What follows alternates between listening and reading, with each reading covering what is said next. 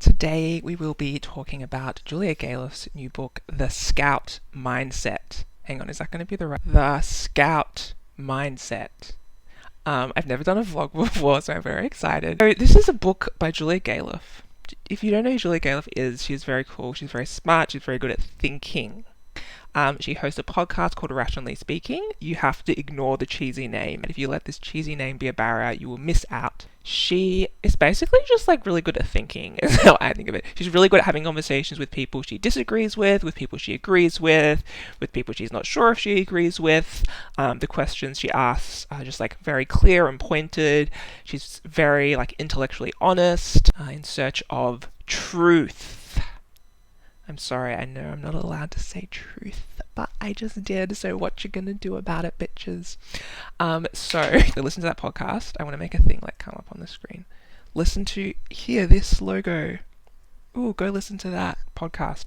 Links down below. Yeah, so she has a new book, which is, funnily enough, like about how to think clearly and how to look at questions more objectively, I guess. I know I'm not allowed to say objectively, but I just did. What you gonna do about it? Today I'll just be talking about the introduction. I'm going to do a video for like each chapter as I read through it is the plan. I'll probably like give up at like chapter 3, taking bets. Put bets in the comments. How many chapters will I get through? So she gives a context of how like in the 2000s and into the 2010s, there were all these books and stuff coming out about like, humans always are deceiving themselves and like all these cognitive biases. And, oh my god, your brain's so shit, lol. And she wanted to like find ways to teach people to think better, to think more rationally, to be like less prone to all these biases, etc. She co-founded something called the Center for Applied Rationality. They're an organization, they do workshops and different things aimed at, I'd say, maybe giving people tools to be more rational. I know you're not allowed to say rational, but I just did, so what you gonna do about it? And they have a handbook of different tools, which I will link down below. This is their handbook. If I was bothered to find an image for it, I reckon I won't be bothered. I reckon I'll be bothered to find an image for the podcast, and you will have seen that. But I reckon for the handbook, I won't have been bothered, and I'm just be pointing at an empty thing, because by the time I get to here, I will have given up on Google image searching, and will just want to finish the video. So first she was like, okay, we've got to teach people like some sort of probability theory and probabilistic reasoning, logic, learn about your cognitive biases, learn all these different tools for how to reason well.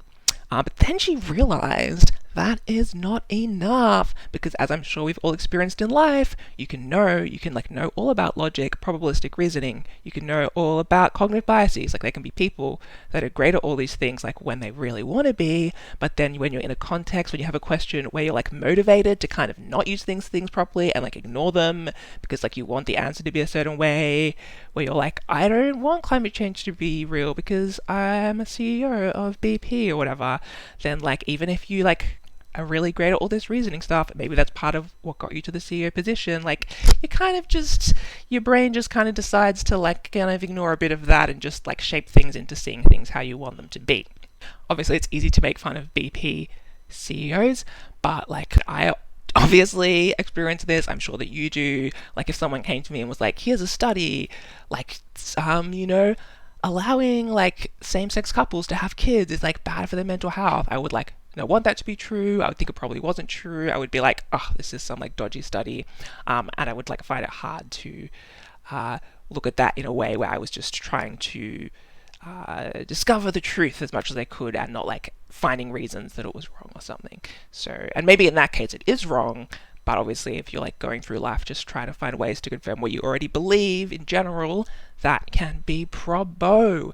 So she came to conclude that another ingredient we need, as well as, logic, like probabilistic reasoning, like intelligence, patience is a virtue, etc. These are all good, but you also need the right attitude, the right mindset, scout mindset, which is, let me read my notes, the motivation to see things as they are, not as you wish they were. I'm going to say that again because it's the definition of scout mindset, which is the name of the book.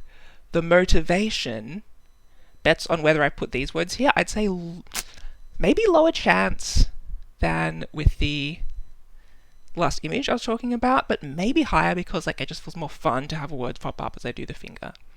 The motivation to see things as they are, not as you wish they were. The motivation to actually try and do this. The mindset, the motivation, not just reasoning tools. So, if we want to build this scout mindset, not just to put our blinkers on and see things as we wish they were, how do we do that? Well, Julia is here for you and me. She says, well, she doesn't tell us how in the introduction because that would like ruin the book, but she tells us that what she's got to tell us is going to be broken down under 3 categories, ways towards getting better at this. Way number 1, see or realize that the truth is not in conflict with your other goals. She talks about some examples of ways that people often think that the truth gets in the way of other things, which she's arguing against. People who are depressed are just people who, my alarm is going off, just people who are seeing the world more realistically, and to be happy you have to like not see the true horror of the world and fool yourself. Or that if you want to be like a great activist, you have to just have these like real blinkers on and like not let yourself kind of question anything about your cause. So she's going to argue against that and say, no, the truth is not in conflict with these other goals.